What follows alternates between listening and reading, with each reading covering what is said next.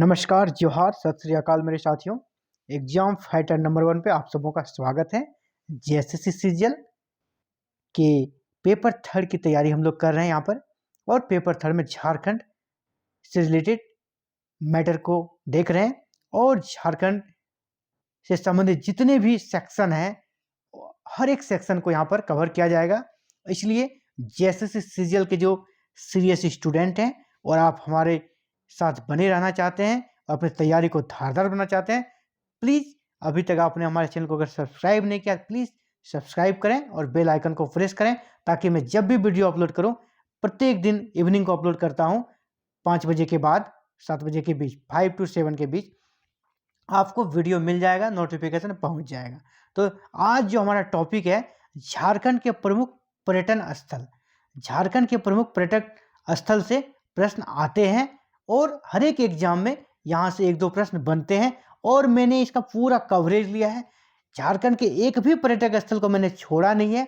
सभी पर्यटन स्थल, इस जो हमारा आज का वीडियो मिलने वाला आपको, उसमें सारे पर्यटन स्थल का जिक्र है, इसलिए क्वेश्चन यहाँ से बाहर जाएगा नहीं। तो स्टार्ट करते हैं। आपका पहला पॉइंट है नेत्रहाट।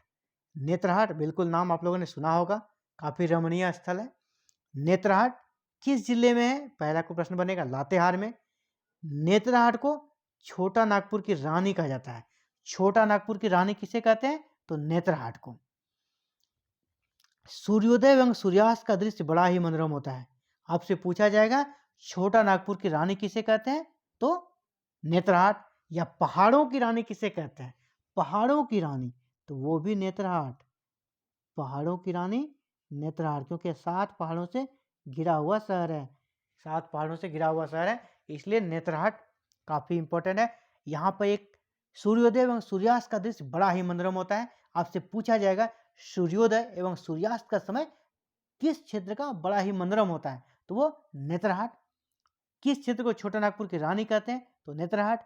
किस क्षेत्र को पहाड़ों की रानी कहते हैं? नेत्रहाट। 7 पहाड़ियों से घिरा शहर नेत्रहाट। तो नेत्रहाट से रिलेटेड इतने तरह के प्रश्न बन सकते हैं। चलिए नेक्स्ट, जमशेदपुर। जमशेदपुर भारत का सबसे बड़ा औद्योगिक शहर है। सबसे बड़ा औद्योगिक शहर है, और यह 2 नदियों स्वर्णरेखा और खरकई के संगम पर स्थित है। आपसे पूछा जाएगा किन 2 नदियों के संगम पर किन 2 नदियों के संगम पर जमशेदपुर स्थित है? तो स्वर्णरेखा और खरकई। और यहाँ पर टाटा स्टील जो कंपनी है स्थापित है, और बहुत बड़ी कंपनी, भारत में नंबर 1 कंपनी है ये टाटा स्टील। और यहाँ पे क्या क्या पर्यटन स्थल है, इसे हम लोग देख लेते हैं। यहाँ पे मुख्य रूप से जुबली पार्क, दलमा अभ्यारण्य, पवना और डीमना झील इंपॉर्टेंट है। आपसे पूछा है जुबली पार्क कहाँ है? तो जमशेदपुर। दलमा अभ्यारण्य कहाँ है? जमशेदपुर। पवना और डीमना झील कहाँ है भाइयों? तो जमशेदपुर। जुबली पार्क, जौ से जुबली, जौ से जमशेदपुर, जौ से जुबली, जौ से जमशेदपुर, खत्म। दलमा अभ्यारण्य जमशेदपुर। पवना और डीमना समझिए 2 भाई है दोनों। पवना और डीमना कहाँ रहता है? जमशेदपुर में। पवना और डीमना जमशेदपुर में रहता है। पवना झील और जमुना झील जमशेदपुर में है। तो चलिए अगला, गोमियो। गोमियो कहाँ है? बोकारो में। यहाँ पर क्या सबसे बड़ा विस्फोटक कारखाना, ये प्रश्न जेपीएससी में भी आ चुका है। तो सबसे बड़ा विस्फोटक कारखाना झारखंड में कहाँ है? तो गोमियो। गोमियो बोकारो में। इसी प्रकार जादूगोड़ा। जादूगोड़ा कहाँ है? जादूगोड़ा हमारा पूर्वी सिंहभूम में है। और यह क्यों प्रसिद्ध है? यूरेनियम खनिज के लिए।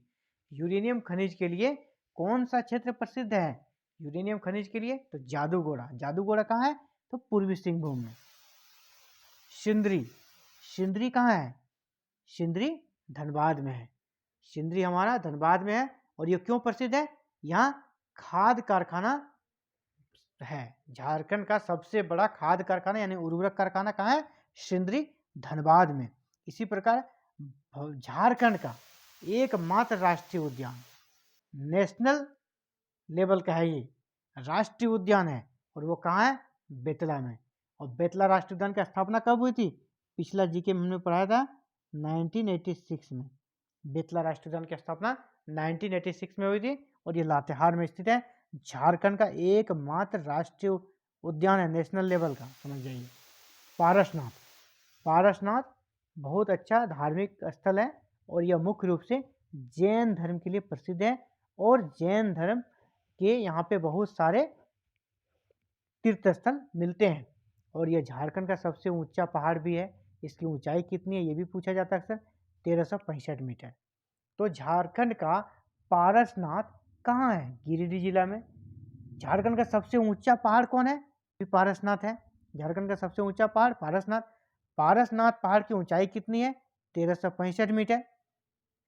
जैनियों का प्रमुख तीर्थ स्थल झारखंड का कौन सा क्षेत्र है? तो पारसनाथ। किस पारसनाथ का जो सर्वोच्च शिखर है उसे किस नाम से जाना जाता है? सम्मेद शिखर। पारसनाथ का जो सर्वोच्च शिखर है उसका नाम क्या है? सम्मेद शिखर। तो पारसनाथ से 5-6 क्वेश्चन बनते हैं। सबसे पहला, पारसनाथ किस जिले में है? गिरिडीह। झारखंड का सबसे ऊंचा पहाड़ कौन है? पारसनाथ। पारसनाथ पहाड़ की ऊंचाई कितनी है? 1365 मीटर। पारसनाथ क्षेत्र किस धर्म के लिए प्रसिद्ध है? तो जैन धर्म के लिए। पारसनाथ पहाड़ के सर्वोच्च शिखर को क्या कहते हैं? तो सम्मेद शिखर। 5-6 क्वेश्चन यहाँ पे बन सकते हैं। हाँ, और एक चीज, पार्श्वनाथ जो कि जैन धर्म के महत्वपूर्ण तीर्थंकर थे, तो पार्श्वनाथ को निर्वाण कहाँ प्राप्त हुआ था? पार्श्वनाथ को जैन धर्म के प्रमुख तीर्थंकर थे पार्श्वनाथ, इसका निर्वाण किस क्षेत्र में प्राप्त हुआ था? तो ये इसी पारसनाथ की पहाड़ी पर, पारसनाथ के पहाड़ी पर, पारसनाथ यानी पारसनाथ में सम्मेद शिखर पर निर्वाण प्राप्त हुआ था। ये भी क्वेश्चन पूछा जा सकता है आपसे। अगला, मधुबन कहाँ है? गिरिडीह में। मधुबन भी गिरिडीह में है और ये भी जैन धर्म का एक बहुत ही महत्वपूर्ण तीर्थस्थल है।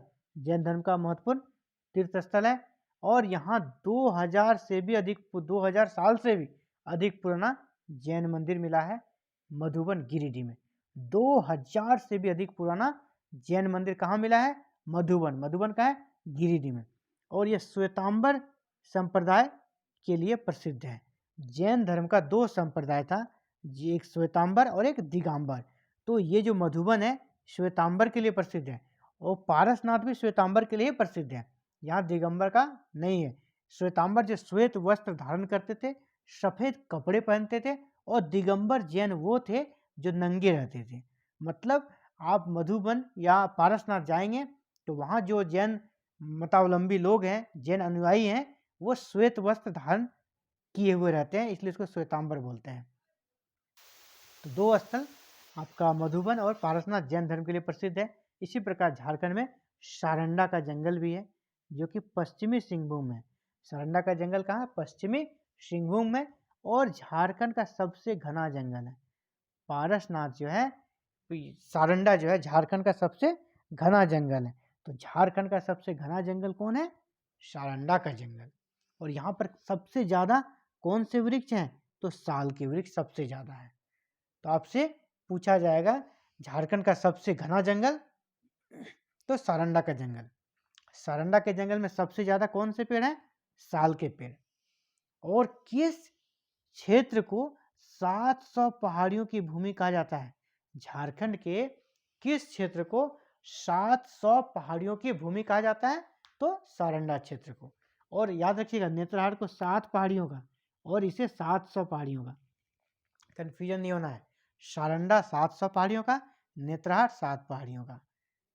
सारंडा के जंगल में सबसे ज्यादा पेड़ किस किस वृक्ष के पाए जाते हैं? तो सबसे ज्यादा साल वृक्ष के। अब मैथन, काफी पॉपुलर पर्यटन स्थल है मैथन। मैथन कहाँ है? धनबाद में। और यह एशिया के सबसे बड़े बांधों में से एक है। यहाँ एक भूमिगत पावर हाउस है, ये इंपॉर्टेंट है। भूमिगत पावर हाउस कहाँ पर है? तो मैथन में। और मैथन कहाँ है? धनबाद में। मलूटी, ये बहुत इंपॉर्टेंट है। मलूटी झारखंड के किस जिले में है? एक प्रश्न आया हुआ है, दुमका जिला में, और पश्चिम बंगाल की सीमा पर स्थित है। इसे मंदिरों का गांव कहा जाता है। आपसे पूछा जाएगा मंदिरों का गांव किसे कहा जाता है? तो मलूटी को। और मलूटी किस नदी पर है? द्वारिका नदी। मलूटी किस नदी पर है? द्वारिका नदी। मलूटी में कुल 108 मंदिर हैं और यहाँ पे जो मूर्तियां हैं वो पाषाण की बनी है। मूर्ति जो है पत्थर की है। यहाँ पे जो मूर्तियां हैं वो पत्थर की है। तो बढ़ते हैं आगे।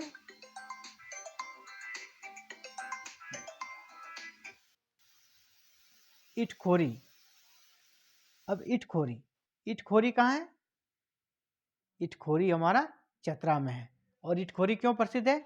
यहाँ भद्रकाली का मंदिर है। इटखोरी में भद्रकाली का मंदिर है। आपसे पूछा जाएगा, एक प्रश्न भी आया हुआ है, भद्रकाली का मंदिर कहाँ है? इटखोरी। और इटखोरी कहाँ है? चतरा में। यहाँ पे स्त्रीलिंग शिवलिंग भी है। यहाँ शिवलिंग भी है जिसमें 1008 छोटे छोटे शिवलिंग के चित्र बने हुए हैं। सहस्त्र स्त्रीलिंग मतलब 1000 से भी ज़्यादा शिवलिंग है। कहाँ पे? इटखोरी चतरा में। यहाँ दो चीज़ इंपॉर्टेंट हो गया, भद्रकाली का मंदिर, इटखोरी, स्त्रीलिंग शिवलिंग, ये भी इटखोरी। 1008 छोटे छोटे शिवलिंग के चित्र बने हुए हैं यहाँ पर, 1008 से भी ज़्यादा, इसलिए इसको सहस्त्रलिंग शिवलिंग बोला जाता है। भद्रकाली का मंदिर इटखोरी। भद्रकाली का मंदिर काफ़ी इंपॉर्टेंट, ये पूछा गया है। अगला जो है देवघर। बिल्कुल, देवघर काफ़ी फेमस है, यहाँ ज्योतिर्लिंग है। तो देवघर यहाँ अंतर्राष्ट्रीय प्रसिद्ध धार्मिक स्थल है।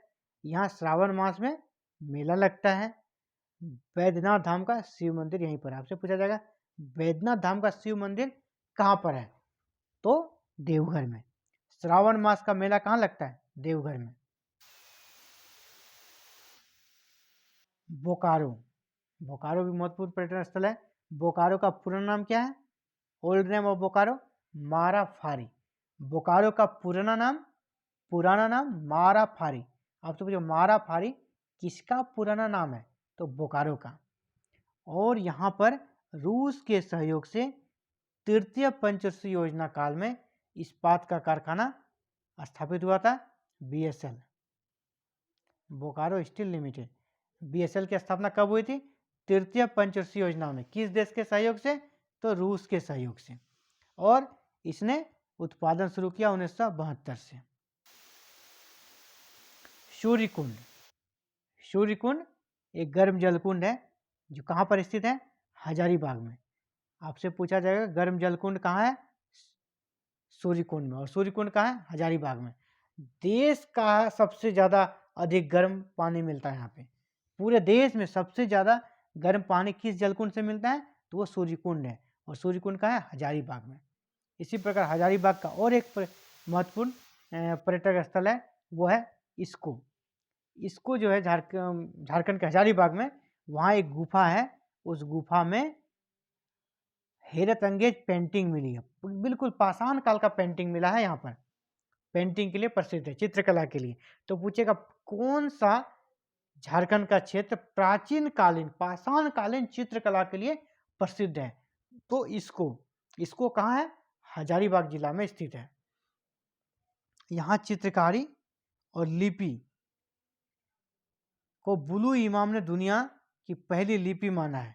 यहाँ का चित्रकारी और लिपि को बुलु इमाम ने दुनिया की पहली लिपि माना है। कहा कि सबसे प्राचीन, क्योंकि ये पाषाण काल का है, ये चित्रकारी पाषाण काल का है और जो कुछ लिखा गया है वो भी उस काल का है। तो समझ सकते हैं ये कितनी प्राचीन है, इसीलिए बुलु इमाम ने इसको दुनिया की पहली लिपि माना है और पहला पेंटिंग भी माना है। तो पेंटिंग और चित्रकला का प्रमाण कहाँ मिला है? इसको, हजारीबाग। बढ़ते नेक्स्ट, पालकोट। पालकोट है गुमला में। यहाँ पे गुफाएं मिली है। कौन सी गुफाएं? शीतलपुर की गुफा और मलमलपुर की गुफा। आपसे पूछा जाएगा शीतलपुर की गुफा कहाँ है? तो पालकोट। पालकोट कहाँ है? गुमला में। और मलमलपुर की गुफा कहाँ है? पालकोट, गुमला में। और गर्मी के दिन में ये गुफाएं ठंडी रहती है।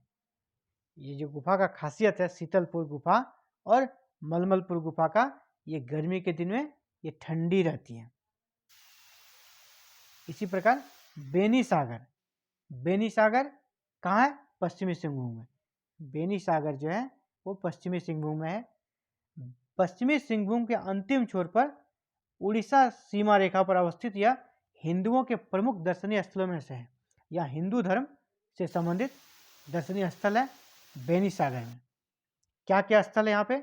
यहाँ प्राचीन काल की 32 छोटी बड़ी मूर्तियाँ, 32 मूर्तियाँ मिली है, 7 शिवलिंग मिले हैं।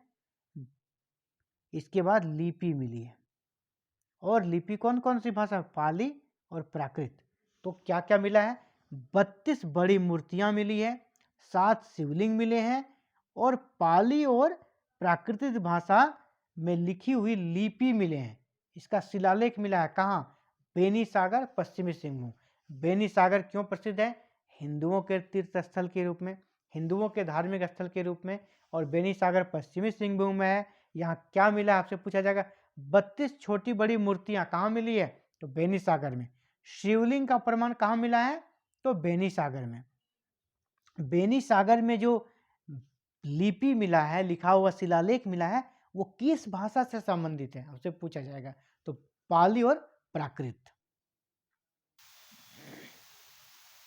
अगला है कोराम्बे। कोराम्बे भी गुमला में स्थित है। कोराम्बे क्या है? छोटा नागपुर की हल्दी घाटी। आपसे पूछा जाएगा छोटा नागपुर की हल्दी घाटी, तो कोराम्बे। कोराम्बे कहाँ है? गुमला में। यहाँ नागवंशी और रक्सेल राजाओं के बीच घमासान युद्ध हुआ था, इसीलिए इसको पानीपत का मैदान कहा जाता है। क्योंकि हम लोग जानते हैं पानीपत के मैदान में काफ़ी युद्ध हुए हैं, ऐतिहासिक युद्ध।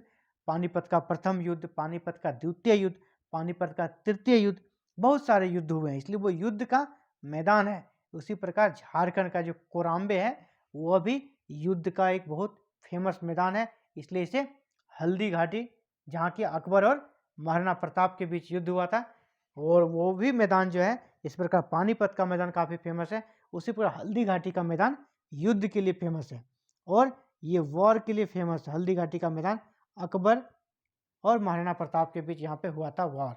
तो इसी प्रकार जो कोराम्बे का क्षेत्र है, यहाँ पे नागवंशी राजा और रक्सेल राजा, झारखंड के राजवंश थे नागवंशी और रक्सेल, इनके बीच एक घमासान युद्ध हुआ था, इसलिए इसको यहाँ का हल्दी घाटी बोलेगा। झारखंड का हल्दी घाटी कोराम्बे। कोराम्बे कहाँ है? गुमला। तो यहाँ पे किन दो राजाओं के बीच युद्ध हुआ था? नागवंशी और रक्सेल राजाओं के बीच। इसी प्रकार आपसे पूछा जाएगा डुम्बारी पहाड़। डुम्बारी पहाड़ क्यों प्रसिद्ध है? तो डुम्बारी पहाड़ सबसे पहले कहाँ है? खूंटी जिला में है। डुम्बारी पहाड़ कहाँ है? खूंटी जिला में। और यह बिरसा मुंडा का बिरसा मुंडा जो अपने सैनिकों को ट्रेनिंग देते थे गुरिल्ला युद्ध का, वह इसी क्षेत्र में देते थे, डुम्बारी पहाड़ी में। डुम्बारी पहाड़ी कहाँ है? खूंटी में। डुम्बारी पहाड़ी क्यों प्रसिद्ध है? बिरसा मुंडा के कारण। बिरसा मुंडा अपने सैनिकों को प्रशिक्षण देते थे डुम्बारी पहाड़ी में। बड़का गांव। अब बड़का गांव आपसे क्यों इंपॉर्टेंट है, इसको देखते हैं। इस पहाड़ की तलहटी में एक छतनुमा 30 फीट का चट्टान है, जिसे बरसों पानी के नाम से जाना जाता है। आपको पूछा बरसों पानी, बरसों पानी कहाँ है? बड़का गांव, हजारीबाग। बरसों पानी उस चट्टान का नाम है, 30 फीट का चट्टान है और छत जैसा है, लगता है कि छत है ये। और बरसों पानी इसका नाम है क्योंकि वहाँ पर जब बारिश होती है तो बारिश को वो रोक देता है, इसलिए एक तरह से उसको बरसों पानी नाम दिया गया है, छत की तरह काम करता है। बरसों पानी कहाँ? बड़का गांव, हजारीबाग में। इसके अंदर प्रवेश कर किसी भी प्रकार की ध्वनि करने से पानी की बूंदें टपकती है। इसके अंदर अगर आप किसी भी तरह की बात करेंगे और आवाज़ निकालेंगे तो पानी की बूंदें टपकने लगेगी। यानी आप अगर जाकर वहाँ बोलेंगे बरसों पानी, बारिश हो जा, या कुछ भी बोलते हैं तो वहाँ पे पानी टपकने लगता है, इसीलिए इसका नाम बरसों पानी भी कहा जाता है। इसकी प्रकृति बनावट काफ़ी आकर्षक और मनोरम है। मतलब आपसे सिंपल सा एक क्वेश्चन पूछा जाएगा, बरसों पानी चट्टान कहाँ पर स्थित है? तो बड़का गांव, हजारीबाग में। इसी प्रकार कंचनगढ़। कंचनगढ़ कहाँ है? पाकुड़ में। और कंचनगढ़ क्यों प्रसिद्ध है? अब हम लोग इसको देखते हैं। पहाड़ी पर डंडा पटकने पर विचित्र गूंज सुनाई पड़ती है। जैसे डंडा हम कहीं पटकते हैं तो उसका एक अलग आवाज़ होता है, नॉर्मल जो होता है, लेकिन यहाँ पर अगर हम कंचनगढ़ जो पाकुड़ में है, यह लिट्टीपाड़ा से 12 किलोमीटर दूर स्थित है, यह यहाँ पर अगर हम डंडा पटकते हैं तो विचित्र अलग तरह की का आवाज़ आता है कंचनगढ़ में। और कंचनगढ़ कहाँ है? पाकुड़ में। आपसे पूछा जाएगा कंचनगढ़ पर्यटक स्थल कहाँ है? तो पाकुड़ में। इसी प्रकार नेक्स्ट है उधवा। उधवा, उधवा कहाँ है? यह साहिबगंज में है। यह गंगा के किनारे बसा गांव है, गंगा के किनारे है उधवा। साहिबगंज एकमात्र ऐसा जिला है झारखंड का जहाँ गंगा नदी बहती है। अब उधवा के बारे में कुछ ऐतिहासिक बातें जान लीजिए। रॉबर्ट क्लाइव एवं सिराजुद्दौला के बीच प्लासी के युद्ध के बाद दूसरा निर्णायक युद्ध यहीं उधवा नाला के पास लड़ा गया था। प्लासी का युद्ध जो हुआ था, इसका जो छोटा सा झड़प जो उनके सेना नायकों ने किया था बाद में, तो वो यहीं पर हुआ था, उधवा नाला के पास ही लड़ा गया था। हालांकि प्लासी का युद्ध कोई बहुत बड़ा युद्ध नहीं था और सिराजुद्दौला मारे गए, लेकिन कुछ सेना नायक जिन्हें वफादारी दिखाया और उन्होंने यहाँ पर संघर्ष किया, तो इस स्थल में भी क्लाइव और उनके सेना नायकों के बीच संघर्ष देखने को मिला था। दामिनेको कहाँ है? दामिनेको संथाल परगना में स्थित है। अब इस किस क्षेत्र को? राजमहल पहाड़ी प्रदेश के खास अंचल को दामिनेको कहा जाता है। संथाल विद्रोह का केंद्र बिंदु दामिनेको क्षेत्र था। आपसे प्रश्न पूछा, सर दामिनेको किस क्षेत्र में स्थित है? तो राजमहल पहाड़ी के क्षेत्र में स्थित है। किस प्रमंडल में? तो संथाल परगना प्रमंडल में। संथाल विद्रोह का केंद्र या केंद्रीय क्षेत्र कहाँ था? तो दामिनेको था, दामिनेको। इसी प्रकार राजमहल जो प्रमुख ऐतिहासिक स्थल है, तो राजमहल कहाँ है? राजमहल साहिबगंज में स्थित है। मुगल काल में यह राजधानी हुआ करती थी, यानी सरकारी मुख्यालय था। मुगल काल में इसे राजधानी भी बनाया गया था राजमहल को। तो मुगल काल में झारखंड के किस क्षेत्र को राजधानी बनाया गया था? मुगलों की नहीं, इस एरिया के, ये जो एरिया था, क्षेत्र था, उस क्षेत्र का राजधानी बनाया गया था राजमहल को।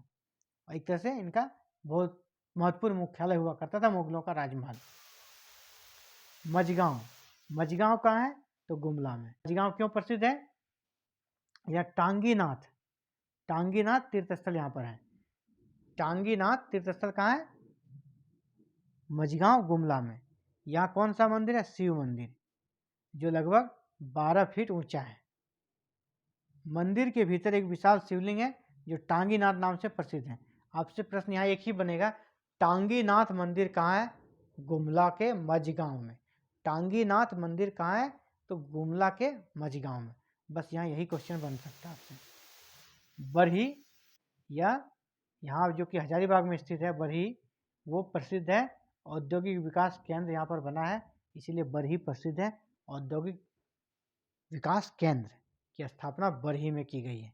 तो ये थे झारखंड राज्य से संबंधित महत्वपूर्ण पर्यटक स्थल, और निश्चय ही अगर आप इसे कंप्लीट करते हैं तो आपसे एक भी प्रश्न नहीं छूटेगा। जैसे सीजीएल के एग्जाम में इस सेक्शन से अगर प्रश्न जितने भी आएंगे आप 100% प्रश्न को सॉल्व कर पाएंगे। उम्मीद करता हूँ ये वीडियो आपके लिए काफ़ी फायदेमंद रहेगा। धन्यवाद। Thank you for watching.